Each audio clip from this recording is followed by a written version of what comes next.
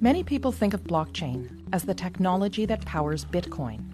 While this was its original purpose, blockchain is capable of so much more.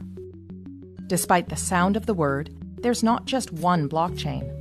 Blockchain is shorthand for a whole suite of distributed ledger technologies that can be programmed to record and track anything of value, from financial transactions to medical records or even land titles. You might be thinking, we already have processes in place to track data. What's so special about blockchain? Let's break down the reasons why blockchain technology stands to revolutionize the way we interact with each other. Reason number 1, the way it tracks and stores data. Blockchain stores information in batches called blocks that are linked together in a chronological fashion to form a continuous line, metaphorically, a chain of blocks. If you make a change to the information recorded in a particular block, you don't rewrite it. Instead, the change is stored in a new block, showing that X changed to Y at a particular date and time. Sound familiar? That's because blockchain is based on the centuries-old method of the general financial ledger. It's a non-destructive way to track data changes over time. Here's one example. Let's say there was a dispute between Anne and her brother Steve over who owns a piece of land that's been in the family for years. Because blockchain technology uses the ledger method, there is an entry in the ledger showing that Adam first owned the property in 1900.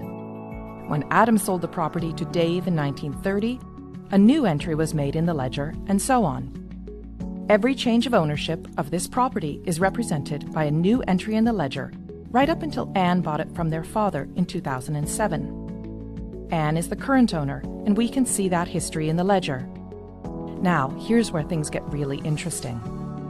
Unlike the age-old ledger method, originally a book, then a database file stored on a single system, blockchain was designed to be decentralized and distributed across a large network of computers. This decentralizing of information reduces the ability for data tampering and brings us to the second factor that makes blockchain unique. It creates trust in the data. Before a block can be added to the chain, a few things have to happen.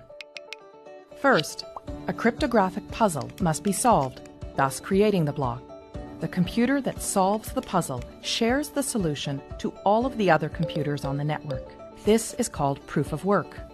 The network will then verify this proof of work, and if correct, the block will be added to the chain.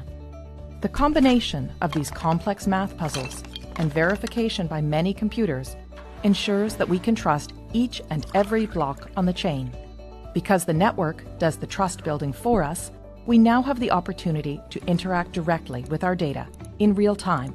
And that brings us to the third reason blockchain technology is such a game changer: no more intermediaries.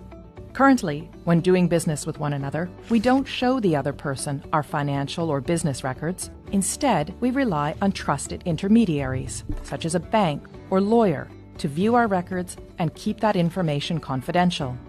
These intermediaries build trust between the parties and are able to verify, for example, that, yes, Anne is the rightful owner of this land. This approach limits exposure and risk, but also adds another step to the exchange, which means more time and money spent. If Anne's land title information was stored in a blockchain, she could cut out the middleman, her lawyer, who would ordinarily confirm her information with Steve. As we now know, all blocks added to the chain have been verified to be true and can't be tampered with, so Anne can simply show Steve her land title information secured on the blockchain. Anne would save considerable time and money by cutting out the middleman.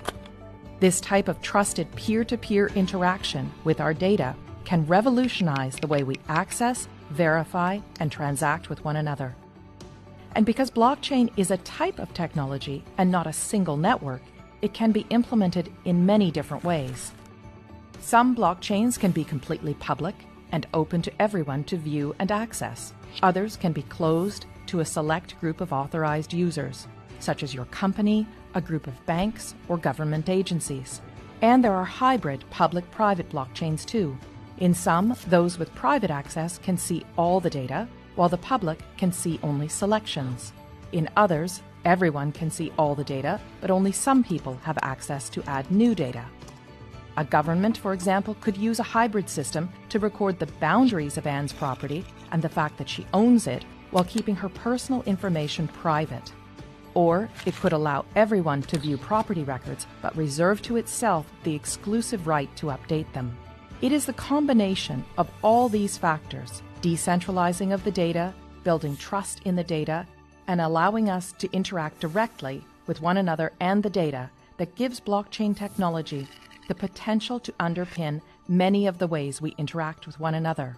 But, much like the rise of the Internet, this technology will bring with it all kinds of complex policy questions around governance, international law, security, and economics. Here at the Centre for International Governance Innovation, we seek to bring trusted research that will equip policymakers with the information they need to advance blockchain innovations, enabling economies to flourish in this new digital economy. Learn more about our work on blockchain technology by visiting our website and social media channels.